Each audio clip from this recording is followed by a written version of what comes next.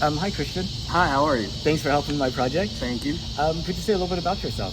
I'm a 28-year-old that's really been a local person since arriving to the States in 1997. My family came from El Salvador. Oh, wow. Yeah, my grandma was able to get us all here. All of us got our residency cards, and now we're all citizens of the United States, so it's pretty cool. That's awesome. Yeah. Well, congratulations. Thank Glad you. to have you here. Thank you. Yeah, it's a hardworking place. We come from a hardworking family, so it feels good. I like, especially here. I've always told myself that if I ever been big, I would never say Houston, Texas. I would say Webster, Texas. Webster, Texas. Yes, exactly. That's really neat. I guess you would have to explain what that is. I mean, even like around here, I think people probably know like Clear Lake more than Webster. Right. Well, for me, it's very crazy because my family knew families over there, and somehow we all came to find each other in this small town, 3,000 miles from where we all traveled. We all started here. Now everybody has separated to Dickinson, League City, Pasadena. As far as Colorado, but we all still stay such a close niche people because we all grew up together around this area. And that over there has so many fond memories for me just because like 7 quinceañeras, which are 15 parties in the Hispanic culture, happened that I was part of. So in like the little pavilion area. Yeah, we all practiced dancing every Monday, Tuesday, whenever we had to. To get ready for the presentation. 7 of those over there. That's amazing. Yeah, big events. Big events. We were all very close people. Now we're all parents now. So, yeah. So you have children? I have a daughter. I have a 5-year-old. Her name is Penelope. Best person in the planet, pain in my butt. I'm a girl dad. I love being a father to a little girl. It's such a life-changing experience, but it's crazy at the times. So, I am not looking forward to the teenage years. Yes, well, you shouldn't. Exactly. Really, exactly. Yes, sir. I have a 20-year-old and 24-year-old. Oh, okay. So you're been through you're that. done. You're closer to being done than to being lucky man. Well, it's kind of interesting whenever you have kids, they're like your full focus, and Right. whenever they go off to do their things, then you're like, now what am I supposed Exactly. Well, I mean, me personally, I'm an outdoors man. I've always shown my daughter the outdoors. When we were little, we take annual camping trips. Well, I wouldn't call them annual. We go like 5 times a year to different camping sites. I'm an avid bow hunter. I love bow hunting. do? Okay. Yeah. So I like with like deer and Yeah. So Wow. And so mainly around here, the deers are populated. I've gone to places like Wyoming and other states like that to go elk hunting. I have yet to cut a giant elk. I've killed deer, yet a giant elk, because archery is just so. It brings you back to the old traditions of Native American hunting. You're in tune with whatever's going around you, and it's definitely a lot harder than shooting a rifle. So I love the challenge of it. And I guess whenever you shoot like a bow, maybe it's a lot quieter, and the other deer don't get spooked. Yes. So there are 2 different bows. There's the recurve and there's the compound. The compound is the one that mostly every hunter uses, the one with the 2 gears on top. When you pull it, it locks in. The other one, it's more of your traditional Native American one that you do have to hold it. You do have to muscle it up. And in some cases, it could be like a 5 foot tall. Okay. But yeah, just depending on what you're trying to kill. I mean, these are things that have been used to kill buffalo. And buffalo is a big game animal. Right. So it's the art of hunting. I think it's more in tune than gun hunting animals. I mean, I eat what I hunt. I'm not a trophy hunter by any all means. I've eaten buffalo, elk. I'm a meathead, so pretty fun. Cool. Yeah. Yeah.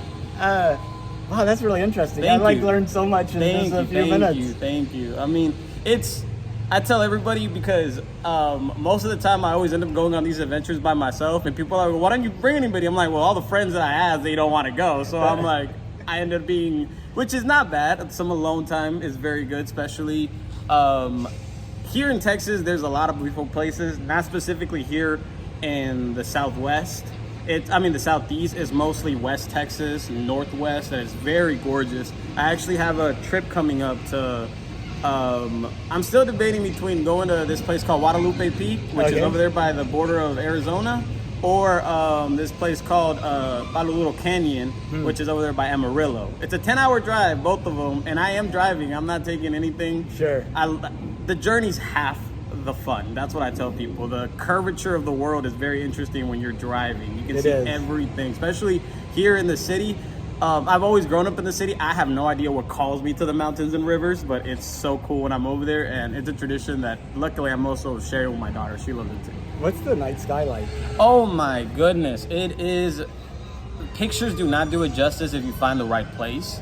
I'll never forget a story where I had water in the back of my truck and I was really thirsty. I think I've been driving for like about 7 hours.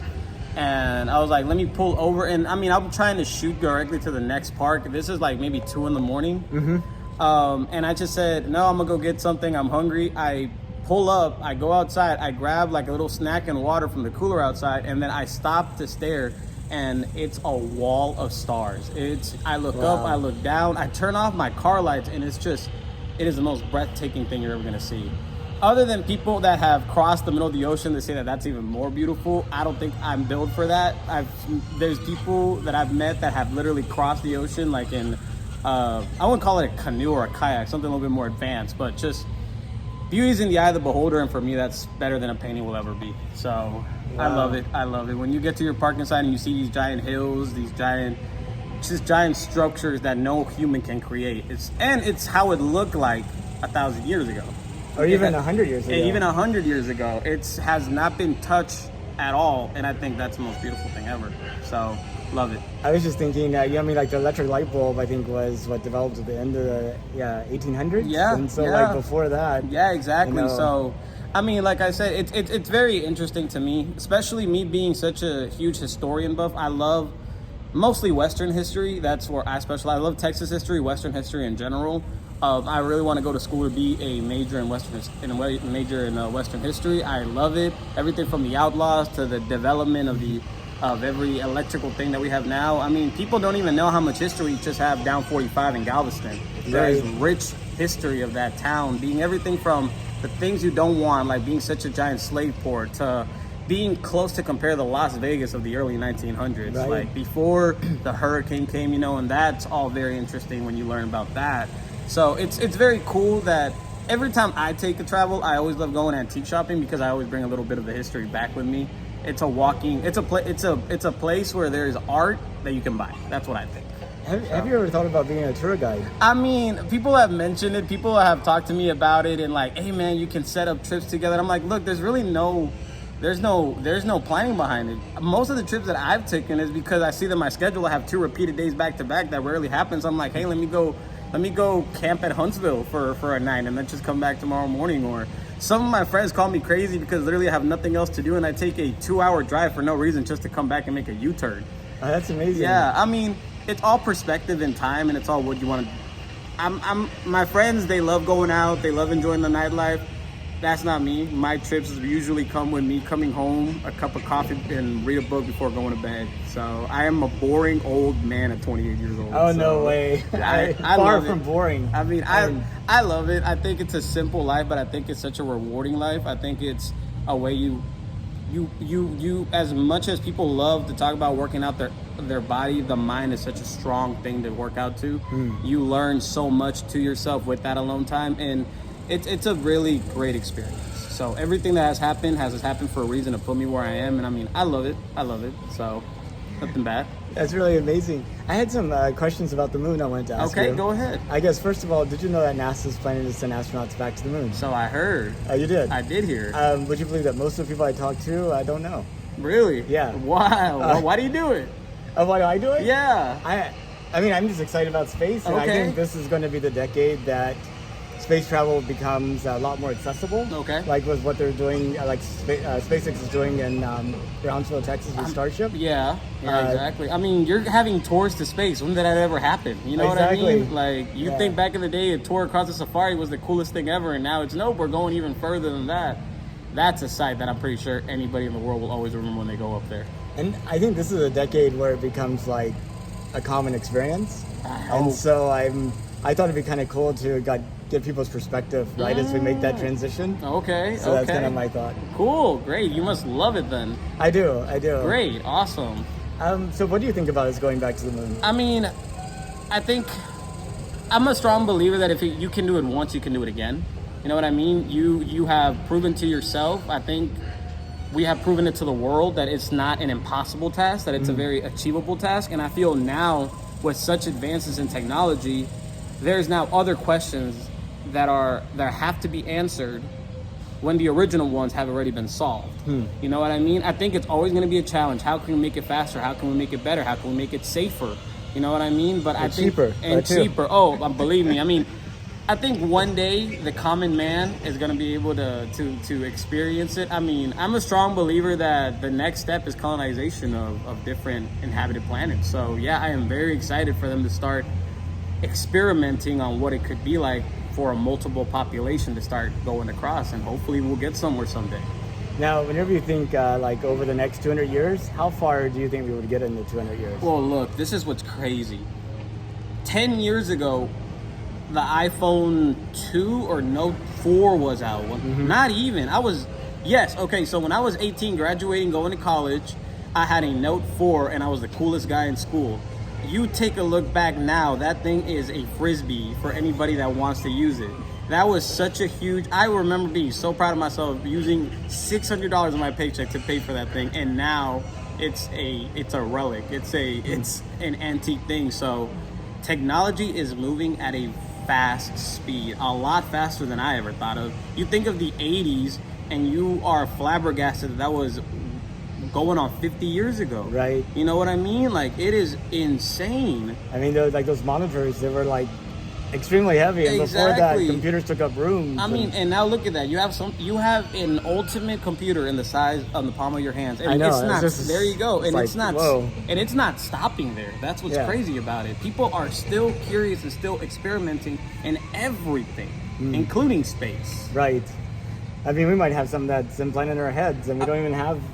I mean, do you think that some of us we're literally like, people call it experience, but how crazy would it be? The idea is that we are able to learn and process something that we can't even compensate just because of somebody else's approval or power. I mean, it is crazy. I've always told me and my dad always have this conversation, these crazy theories of, we're both strong believers that there is just too much out there for us to be the only thing here. You know what I mean? It is it's just as crazy as believing that we're alone. Right. Believing we're not alone. Right. So it's insane what we can accomplish in 200 years. I don't even give it 200 years. I give it maybe another 140 years before we are building something in the moon. Like, we are building a structure, whatever it is, but something that's going to revolutionize the way that we look at space as more than just a site of exploration, but hopefully somewhere that we can be inhabited, because we clearly see what's going on. Every year is not getting warmer or colder for any other reason than what's going on. That might be going into some rounds of uncomfortness for some people, but I was an electrician for 7 years before dedicating to what I do now, and every year it got hotter. Every year people would tell me, oh no, it's because you got used to the cold and now it's hot again, so your body needs to restart. I don't think so. Believe me, I've done it 7 times. It's hotter, but it is what it is. And I think eventually we are going to have to start looking at ideas. Okay, this planet might be going out on us. Maybe we have another 500, 600 years. What is plan B for the human race to keep? At the end of the day, these type of explorations are possibly what's going to keep the human race alive, which is crazy to think about. It's insane. Now, if you could, like this year, take a trip to space, is that something you'd consider doing? This is where I embarrass myself. I am terrified of heights. I am a giant baby when it comes to heights. I really do think I have a serious phobia of it. I just get very uncomfortable. And believe me, I'm a guy that I will willingly ride a bull instead of jumping off a plane. Oh, really? Yes, I have no problem. That is not even a question for me. But you tell that to a person that absolutely has no fear of what I have, I think that's their dream come true. How many kids, especially me, I have a sister that swore she was going to be an astronaut when she grew up. Now you have the opportunity to really become that without having to endure the career, because it is a long, difficult career getting to something like that. Not just that, getting to be a pilot and being able to be elected to go to space, it's such a huge honor that only a handful of people have experienced. You know what I mean? With the giant dangers that come with it. So I think as technology gets better, as technology improves in everything, I think more and more people are going to be very settled and very okay with the idea of going into space. I think it is growing, and I think it can only get bigger. Well, Cristian, I really appreciate your time, and I really enjoyed the conversation. Thank you so much. Thank you. Very happy to meet you. Nice to meet you too. All right.